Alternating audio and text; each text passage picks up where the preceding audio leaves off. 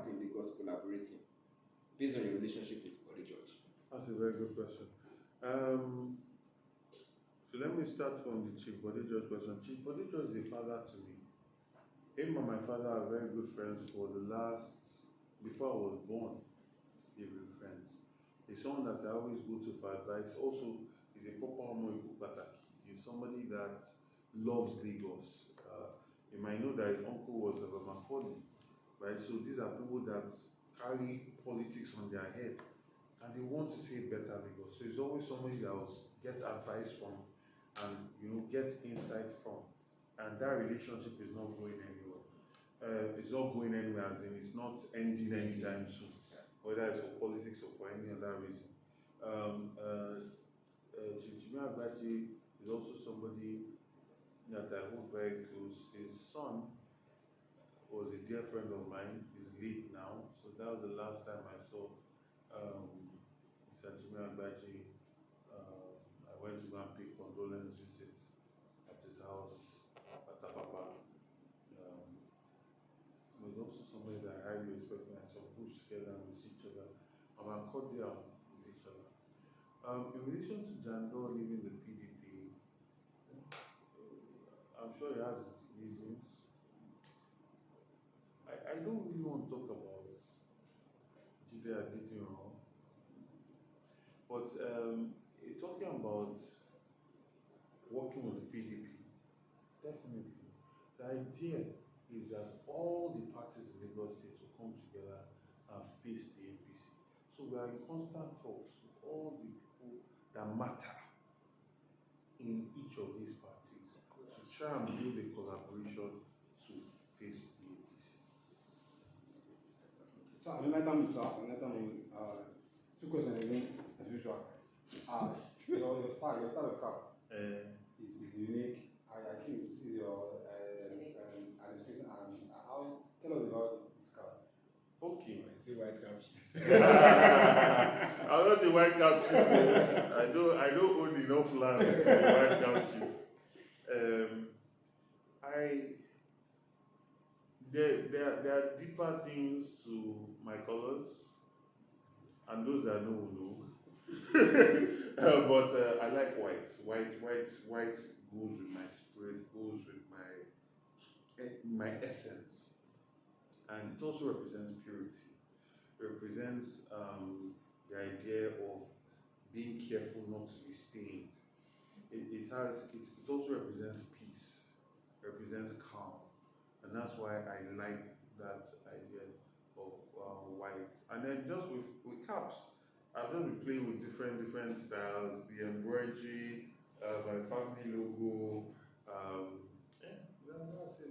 I just found one that I like that works with me. I said it's going to be a lighter mood question. Yes. Let's talk about your wife. Uh-huh. How do you meet? Where do you meet? Okay, my wife and I met in the University of Nottingham because I had done my first degree and I had gone to America to chase my second degree.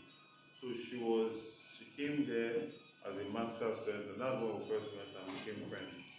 After that we stayed friends for about 5-6 years before we started dating,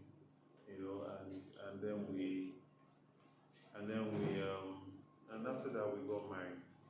So that's the story of how I met. What was attracted to her? That's a very good question. Well, she's a beautiful woman. A beautiful woman, but aside from being beautiful, she's extremely intelligent. She's a scientist. She has about 5-6 degrees. She's a doctor. She's a PhD holder. She's also a professor now. She's currently a professor at HState, which is a partner to the Redeemers University at Ede in Osun State. And then she's also a person of principles. And the good thing about a person of principles is that they make it better. So if somebody has high standards, that person can also help you get high standards. So those are some of the things. And God, we don't make this kind of big decisions without consulting and seeking God's That's the journey. Sorry, Sam. Sorry. Yeah, Before go ahead. I let you go, you mentioned some of your family changed their name to. Are you planning to change from Rhodes to Urobi. No. So, you see, my name is already a compound name. My name is the coming together of the Rhodes family and the Vivour family. And then we created Rhodes-Vivour. So, my uncles that had Urobi Rhodes, their last name was just Rhodes. So, they could double barrel it. But I cannot now triple barrel my name, Urobi Rhodes-Vivour. I'm not even Gbadebọ. You understand? So no. And also, we've done a lot with the name Rhodes-Vivour, so it's just to stay like that. But I would, in talking about it, I would never shy away from talking about the fact that this is the history of this part of the family and the name.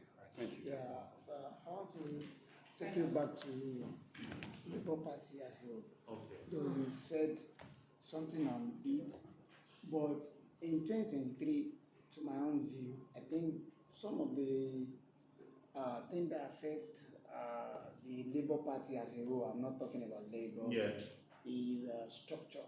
Yes.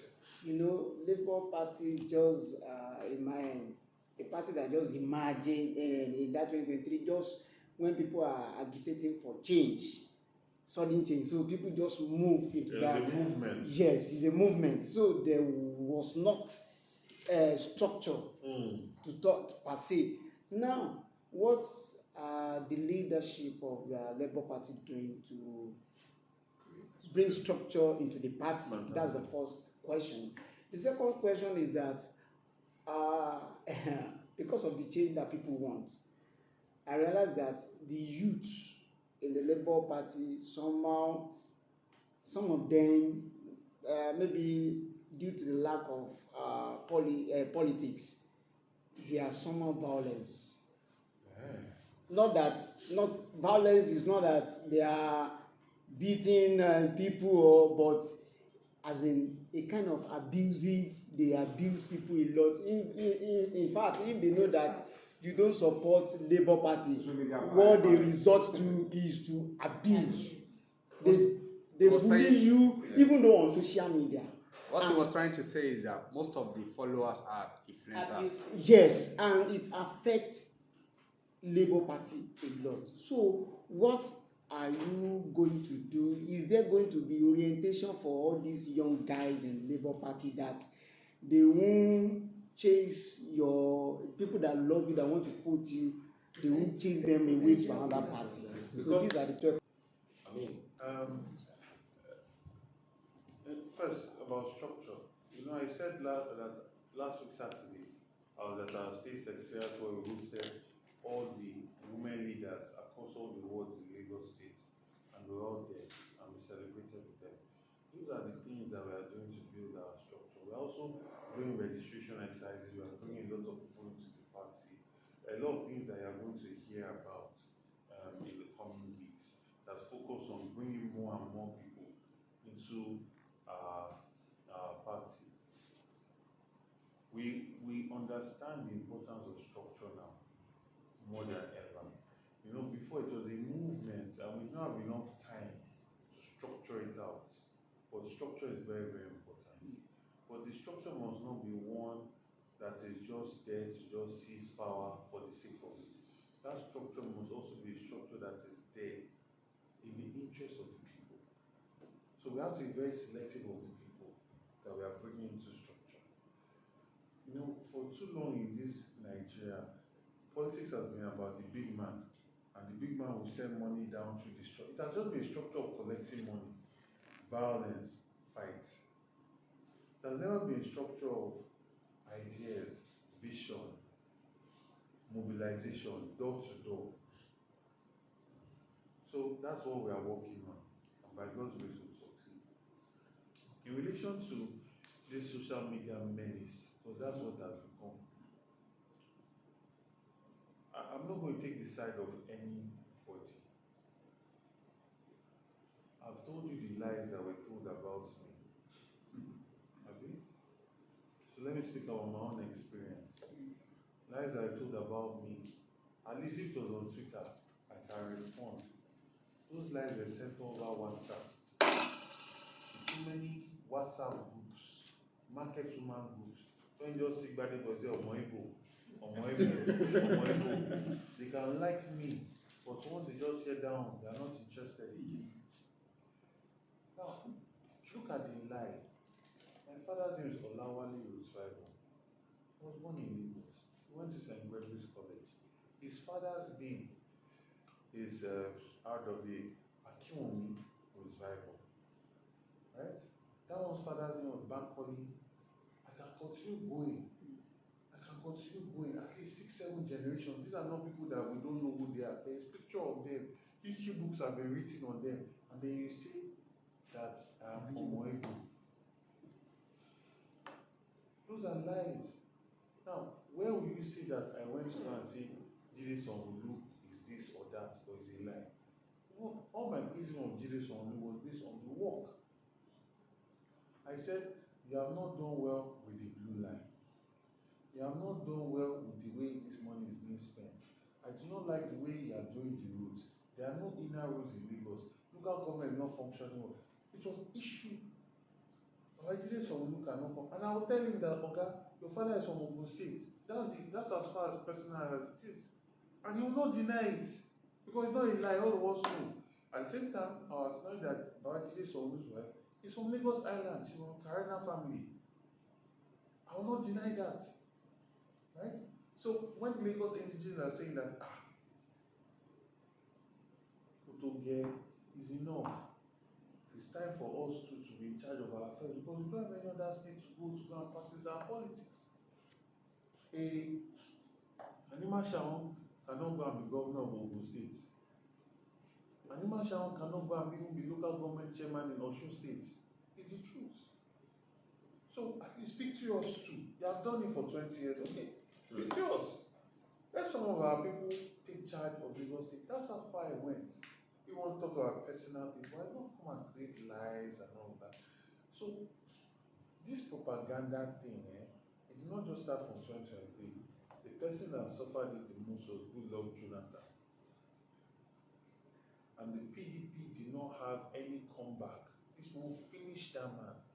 Lies, propaganda, social media that you are talking about. That was when social media influencers started to become something in Nigeria. And they carried it on. So yes, I know that there are people that are saying things and insulting him back. And for me, all of it is just wrong. If we want to talk about issues, let us talk about issues. Calling somebody names is not going to change the price of fuel. It's not going to change the price. They are increasing the price of electricity. Even without the suffering, the price of electricity is going up. The price of ATM charge is going up. The person that you are insulting on Twitter today, how is that affecting the price? You understand? So for me, my own message is, let us put all these things aside. Let all of us sit down and agree on what is in our interest. If you feel that this man can truly govern Lagos and make your life better, vote for him. Let everybody vote for who they want. But don't be lying about people. Don't be insulting people unnecessarily, because it has gone very bad. It has become very bigoted. It has become extremely tribal. When the world is moving fast, now there's artificial intelligence that is going to replace the work of most people. If any country say they want to take over Nigeria today, they can do it in 1 week. They can bomb us. What is our defense? Nobody's talking about that one. We cannot even defend our borders. But we are fighting ourselves based on small change. Meanwhile, those two people fighting themselves, when they put their phone down, they still go and look for how to eat food. It doesn't make sense. Good afternoon, sir. Thank you. So my questions, I have two. Okay. The first one is, you all believe that, we know that Afenifere believes in restructure. Yes. Restructuring of the country. What is your take on restructuring? One, then two, this one may sound a bit, but I just want you to, because there was a period whereby we gathered that, what is it called? Fashola was being sponsoring one of the governorship candidates in Lagos. And we just want to know, do you also have a sponsor? Okay. It's concluding. So, your first question, Restructuring. restructuring,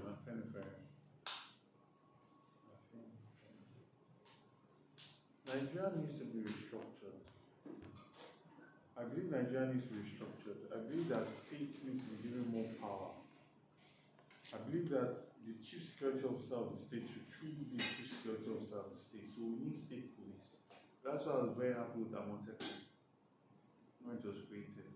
I believe that states need a lot more independence to manage their waterways, to build their capacity, to generate power, and all those things that are on the exclusive list that need to come off the exclusive list so that states can do a lot of that. That is what I believe. Where I completely differ is this concept of going back to regional government. I do not believe in that. Democracy is something that should be as close to the people as possible. Now, I want you to hold my governor. I want you to hold my local government chairman responsible for my reality. I don't want a situation where I have to depend on somebody that's sitting somewhere in Ibadan to determine the policy that's going to happen in Lagos. I think we've gone past that. And it's very unfortunate that today, a lot of people at the helm of affairs are always looking back. Yes, you can look back, but also it's like there's a bird, it's called the Sankofa bird. It looks back, but it's also moving forward. It's like President Bola Ahmed Tinubu coming and restoring, changing our national anthem back to the ones of old, written by an Oyibo person. When there are so many songs that I could have adopted to move forward, take us forward. So we have state governments now, we have even up to LCDAs. Let us strengthen those ones. Let them use their comparative advantage. Let us have governors that are looking for how they can create value. Like, let us create a structure that moves forward. And then we can now start to look at formalizing rotational government so that every group of people feel that they are going to be represented. And that will reduce the tension in our politics. We can start to look at systems like the ones that happen in Switzerland, where they have cantonments that power revolves around them. Look at the way the European Union is managed. In the whole of Europe, there is no state that has a similar type of government as the other states. It is all different because they've taken their peculiarities into consideration. We will just copy and paste parliamentary system from England, copy and paste federal system from America. We need a think tank, a group of people that are going to sit down and say, okay, what is the best kind of government for the Nigerian people? What does it mean to be a Nigerian? Because now we are still very tribal. We have not become Nigerians. What people might not realize is that in America, they all have tribal. All the Americans, they came from somewhere. Whether they came from Ireland and they are Catholic, whether they are Italian and they are Catholic, or they are English and they are Protestant, there was a time when tribe mattered. There was a time where if you are not Catholic, you will not be president under the Kennedy times. But they've put aside these things and they are merging and becoming America, right? We need to get there as a country because the truth of the matter is, where the world is going, we are stronger together.